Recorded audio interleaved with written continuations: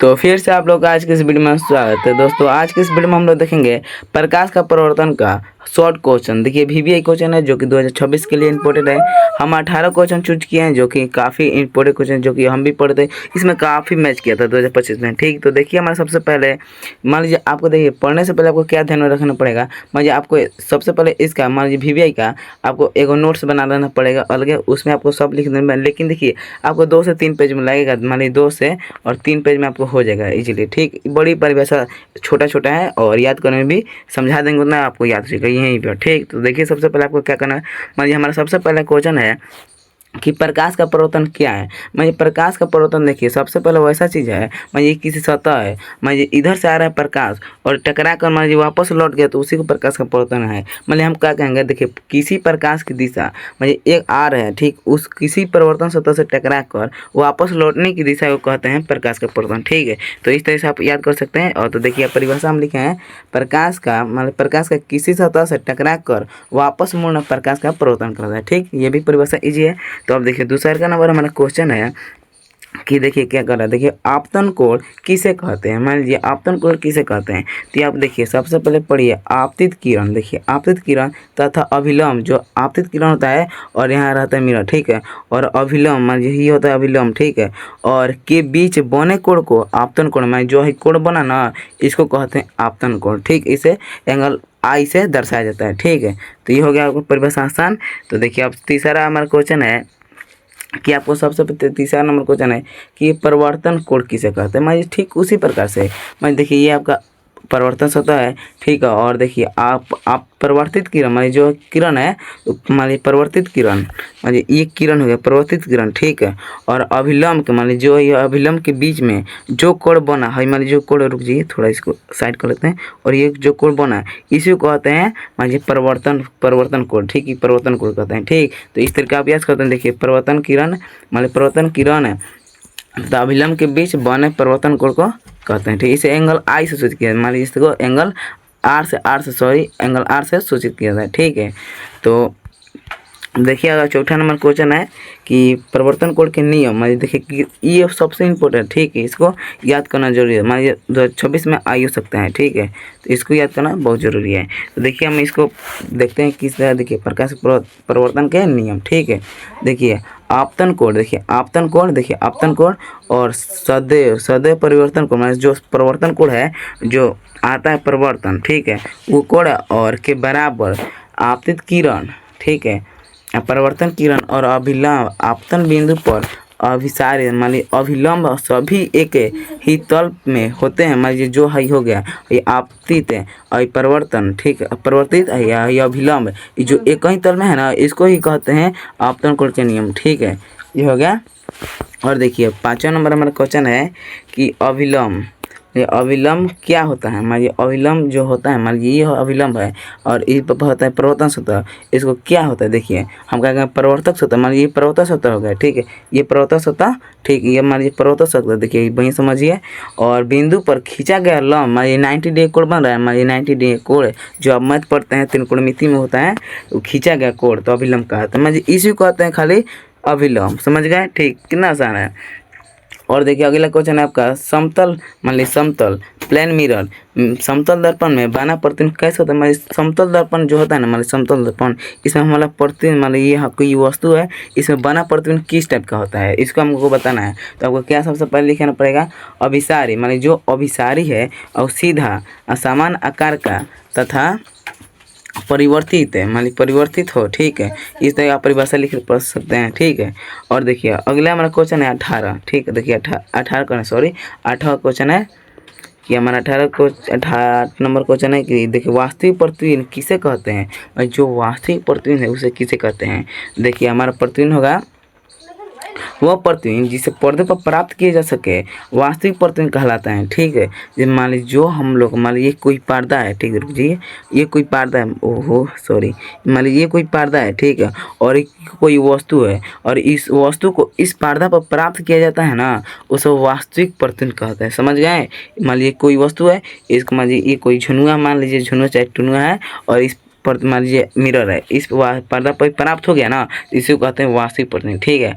और देखिए इसमें थोड़ा जैसा कि उत्तल दर्पण द्वारा बन सकता है, मान लीजिए ये भी याद करना इम्पोर्टेंट है, क्योंकि इसमें किस दे में होता है, देखिए जैसे में अवतल दर्पण में प्राप्त किया, मान देखिए अवतल दर्पण में प्राप्त किया जा सकता है, ठीक है।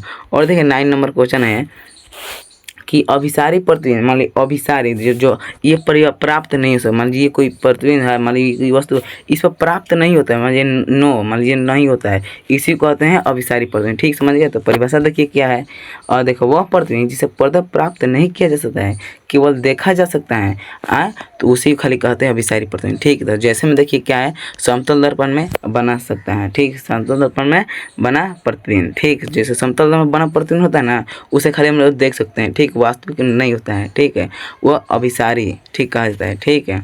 तो और देखिए अगला हमारा 10 नंबर क्वेश्चन है कि उत्तल दर्पण की फोकस दूरी धनात्मक क्यों होती है। वो देखिए ये आपको कन्फ्यूजन होता है, देखिए उत्तल में क्या अवतल में, ये मान लीजिए देखिए कोई उत्तल दर्पण, तो ये देखिए ये हो गया आपको, ये आपका उत्तल दर्पण हो गया, ठीक है। देखिए उत्तल दर्पण फोकस दूरी क्यों धनात्मक होती है, देखिए पढ़ी परिभाषा, क्योंकि उत्तल दर्पण का फोकस बिंदु के पीछे होता है, ठीक है। देखिए उत्तल दर्पण, क्योंकि उत्तल दर्पण का फोकस दूरी, जो फोकस दूरी है ना उसका पीछे होता है, मान लीजिए इस टाइप होता है।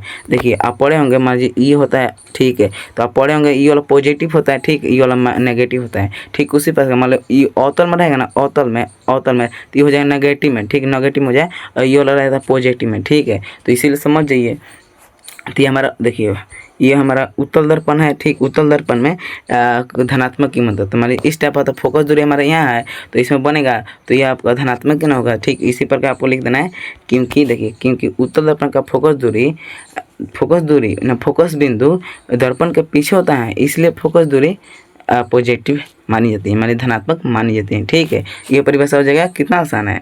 और देखिए अब हम सोचें, क्योंकि जितना आसान होगा उतना बनाया जा सकता है, ठीक है। परिभाषा कोई मैटर नहीं, आपने समझ गए तो अपने से लिख सकते हैं, ठीक। तो हमारा देखिए 11 नंबर क्वेश्चन है, अवतल दर्पण के मुख्य उपयोग क्या है, मान लीजिए जो अवतल दर्पण है उसका उपयोग बता सकते। देखिए अवतल दर्पण का होता है मान लीजिए हजामत के लिए, जो आप बाल कटाने, देखिए जो आप सैलून में जाते हैं तो उसका जो मिरर होता है ना वो अवतल दर्पण का होता है, क्योंकि उसमें थोड़ा हम लोग का जो हम देखिए कोई वस्तु होता है ना, इसका बाल थोड़ा गिदी गिदी होता है, ठीक, काटने पर गिदी गिदी होता है, तो ये जो अवतल दर्पण होता है इसमें देखने पर ना तो उसका बार जो होता है थोड़ा थोड़ा बड़ा देखने को मिलता है, ठीक है। बड़ा देखने से वो जो सैलून में रहते हैं उसको काटने में थोड़ा आसानी पड़ता है, इसीलिए अवतल दर्पण का उपयोग किया था। मान लीजिए ये हो गया आपको, देखिए 7 मिरर या सर्च लाइट, देखिए जो सर्च लाइट होता है, मान लीजिए सर्च लाइट याद करिए, दांत में देखिए डॉक्टर जो लोग होते हैं ना, डॉक्टर लोग तो वो अपने दांत को, जैसे दांत को भीतर देखने के लिए, मान लीजिए कीड़ा उड़ा नहीं लग जाता है, ये दांत हो गया, मान लीजिए ये कोई दांत हो गया, ये दांत में कोई सड़ उड़ जाता है, इसको देखने के लिए उसमें डॉक्टर लोग उपयोग करते हैं, ठीक, इतना रखिए। ये हो गया कि उपयोग में सोलर कुकर में, जो सोलर कुकर होता है खाना बनाने, जानते हैं सोलर कुकर पहले में क्या होता था, इसमें आप दाल रख दिए, चावल रख दिए, सब इसमें पक जाता था वो बाकी, लेकिन टेम्परेचर होना चाहिए 100 डिग्री, ठीक है। में क्या लगा रहा था, मान ढेर सारा में अवतल दर्पण का उपयोग किया था, ठीक है। उस अवतल दर्पण के मान प्रकाश को केंद्रित करके, ठीक, एक घटा करके मान लीजिए एकदम धूप के, और देखिएगा एक अवतल दर्पण का आपको एक टेस्ट दिखाएंगे शॉर्ट वीडियो में, जो कि उसको आप पेपर पर रखेंगे ना और प्रकाश किया तो उसको आग लगा देगा, ठीक। इसको शॉर्ट में आपको वीडियो मिल जाएगा, ठीक है। तो देखिए सोलर कुकर में उपयोग होता है, ठीक, ये आप लिख सकते हो। देखिए सबसे पहले आपको लिखना है सेविंग, चाहे कोई भी आप जो आपको पहले याद हो वो लिख दीजिए, ठीक। और सर्च लाइट दांत मंजन या कुछ में दांत चित्रकरण के सोलर कुकर में उपयोग किया जाए, ठीक है। और देखिए हमारा 12वां नंबर क्वेश्चन है कि उत्तल दर्पण के मुख्य उपयोग बताएं। मान लीजिए अब उत्तल दर्पण का उपयोग क्या होता है, देखिए हम लोग गाड़ी चलाते हैं, मान लीजिए बाइक हो गया, बाइक में जो मिरर होता है ना, जो ऐना का हम लोग मुँह देखते हैं, उसमें जो ऐना का लगता है, देखिए हम लोग मुँह देखने के लिए नहीं होता है, जो पीछे से वाहन आती है, मान लीजिए गाड़ी, उसको देखने के लिए होता है, ठीक। उसमें साइड मिरर कहता है, जो भी गाड़ी मान लीजिए बड़ वस्तु को छोटा करके दिखाता है, क्योंकि हम लोग रास्ता पर चढ़ते हैं तो उसमें बड़ा दिखाई देता है तो हमको पता नहीं चला, इसलिए उस वस्तु को छोटा करके हम लोग दिखाई देती है, तो इसीलिए वाहनों का साइड में उपयोग किया जाता है। और सड़क मोड़ पर देखिए, जो सड़क को नहीं होता है, वैसे मान लीजिए सड़क है तो जी सड़क कोई मान लीजिए ऐसे है, यहाँ टेढ़ होता है, और इसमें कौन कौन मान लीजिए यूज किया जाता है, ठीक। कोई नहीं यूज होता है, हम लोग देहात में, कोई शहर में यूज होता है, ठीक है। और यातायात नियंत्रण दर्पण के उपयोग, मान लीजिए ये सब होगा। सबसे पहले आप लोग लिखिएगा वाहन में साइड मिरर में, ठीक, वाहनों के साइड मिरर में, मान लीजिए गाड़ी के साइड मिरर में, वाहनों का आता है हिंदी में, ठीक है। तो अब देखिए अगला क्वेश्चन हमारा है कि 13 नंबर, ठीक, 13 नंबर हमारा क्वेश्चन है वक्रता त्रिज्या क्या है।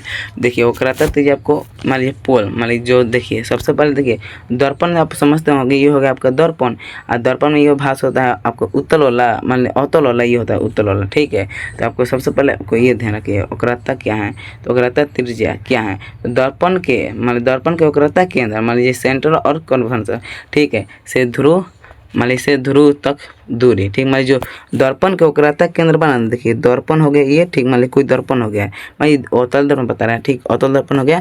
इस दर्पण में क्या वक्रता केंद्र कौन होता है, मान लीजिए सी, ठीक है, सेंट्रल, और इसमें से ध्रुव के मान जो ध्रुव ये पोल होता है, मान लीजिए पोल, इंग्लिश उतना हमको नहीं समझ में, ठीक है, आप समझ सकते हैं।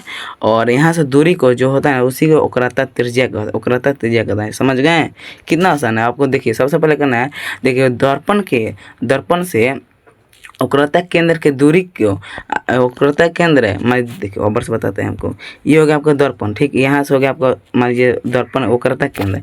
आपको सबसे पहले करना है ध्रुव से मान लीजिए दर्पण के वक्रता केंद्र से दर्पण के ध्रुव से दूरी को वक्रता त्रिज्या कहता है, ठीक है, समझ गए।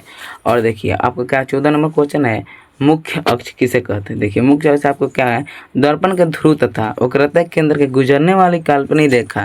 कितना आसान है, देखिए दर्पण के जो ध्रुव होता है ना, देखिए दर्पण हो गया, इस ध्रुव में जो ध्रुव पोल कहा जाता है इसको इंग्लिश में ध्रुव, तथा वक्रता केंद्र बताए ना, वक्रता केंद्र से गुजरने वाली रेखा हमारी जो आप गुजर रहा रेखा ना, उसी को काल्पनिक रेखा कहा जाता है, समझ गए।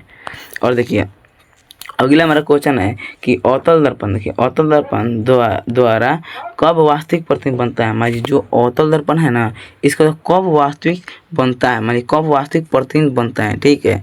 तो देखिए सबसे पहले हम बता रहे हैं किसे बनता है, देखिए जब वस्तु अनंत है, मान देखिए ये हो गया प्रतिबिंब, ठीक है। जब मान लीजिए ये इतना होता है, ठीक, मान लीजिए कोई वस्तु देखिए अनंत है, मान लीजिए साइड का अनंत होता है, ठीक है, ये अनंत हो गया इंडेफिनिट है, ठीक, इंडेफिनिटी मान लीजिए इंग्लिश होता नहीं समझ, देखिए समझ सकते हैं। और देखिए क्या, देखिए वो जब वस्तु अनंत से फोकस मान लीजिए फोकस हो गया, ठीक, एफ फोकस और के बीच होती हैं, और सी पर देखिए सी जो है मान लीजिए सेंट्रल, ठीक, सी इस पर से करता के अंदर सी हो गया, ठीक है, पर फोकस और सी के बीच मैं जो होता है ऊपर मान लीजिए देखिए फोकस हो गया, पता है ना, फोकस और एक बीच में रही ना, तभी हमारा जब वास्तविक प्रतिबिंब बन सकता है, ठीक है, समझ गए। देखिए जब सी और मान लीजिए सी हो गया और फोकस के बीच में जब रही ना वस्तु हेजा रही और ये जब बन जाए, ठीक है, समझ गए। और देखिए 16 नंबर हमारा क्वेश्चन है कि अवतल दर्पण द्वारा यह कर लिए, अवतल दर्पण द्वारा कब अभिसारी बनती है। हाँ अभिसारी मान लीजिए काल्पनिक कब बनती है। अब हम लोग तो वास्तविक तो बता दिए, लेकिन अब काल्पनिक बताना पड़ेगा, ठीक है। तो देखिए सबसे पहले क्या करना है, जब वस्तु दर्पण के मान लीजिए जब वस्तु दर्पण हो गया, ठीक है, इस ध्रुव के मान लीजिए दर्पण के ध्रुव मान लीजिए ध्रुव हो गया, ठीक है, और फोकस ये फोकस हो गया के बीच मान लीजिए के बीच हेजा रहेगी, तब वस्तु अभिसारी बनेंगे, ठीक है, इधर रहेगा इधर खिंचाएगा तो इस तरह का जाएगा और ऐसे होगा, ठीक है, उसमें आप समझ सकते हैं, ठीक। यहाँ से हो गया जब वस्तु दर्पण का ध्रुव मान लीजिए पी और फोकस के बीच मान फोकस माने फोकस दूरी, समझ गए। ये होगा 16 क्वेश्चन। और देखिए 17 क्वेश्चन हम लोग देखेंगे, उत्तल दर्पण हमेशा कैसा प्रतिबिंब करता है। मैं जो उत्तल दर्पण मान लीजिए उत्तल दर्पण है ना कि कैसा प्रतिबिंब करता है, देखिए हमेशा अभिसारी सीधा और छोटा प्रतिबिंब बनाता है, चाहे वस्तु कहीं भी हो। मैं देखिए कहीं भी मान लीजिए ये हो गया आपका मैं ये एक ठिकाना रहो, चाहे अनंत में रहो, चाहे पोल पर का वो ध्रुव पर चाहे फोकस पर हो, ये कहीं भी हमेशा अब देखिए हमेशा अभिसारी बनाई सीधा बनाई और छोटा प्रतिबिंब बनाती है, चाहे वस्तु कहीं भी रहो, ठीक, ये आपको याद रहना पड़ेगा, ठीक। और देखिए हमारा अगला क्वेश्चन है कि 18 नंबर क्वेश्चन, परिवर्तन के नियम सभी प्रकाश के दर्पणों पर लागू होते हैं, ठीक है। देखिए परिवर्तन के नियम सभी प्रकाश के दर्पणों पर लागू होते हैं, तो ये आपको बताना है, साबित करना है। तो देखिए सबसे पहले हम लिखेंगे हाँ चाहे दर्पण समतल हो या अवतल हो, उत्तल परिवर्तन के नियम सभी पर समान रूप से मान लीजिए सेम रूप से, धन्यवाद, समान रूप से लागू होते, सॉरी देखिए समान रूप से लागू होते हैं, ठीक है, छुप गया था, समान रूप से लागू होते हैं, ठीक है। आपको देखिए ऊपर से बता रहे हैं प्रकाश प्रवर्तन के नियम सभी प्रकाश के दर्पणों पर लागू होते हैं। तो देखिए सबसे पहले आपको लिखना है हाँ, चाहे दर्पण समतल हो या अवतल हो या उत्तल, तो परिवर्तन के नियम पर समान रूप से लागू होते हैं, ठीक, आपको ये लिख देना है। तो अब देखिए हमारा सबसे पहले 15 मिनट का वीडियो होगा, ठीक। आपको क्या करना पड़ेगा, इसको आपको बारी बार से आपको याद करना पड़ेगा, जो आपको याद रहना आपको देखिए शॉर्ट करने का, ठीक है। तो बताइएगा आज के इस वीडियो में आपको क्या सीखने को मिला।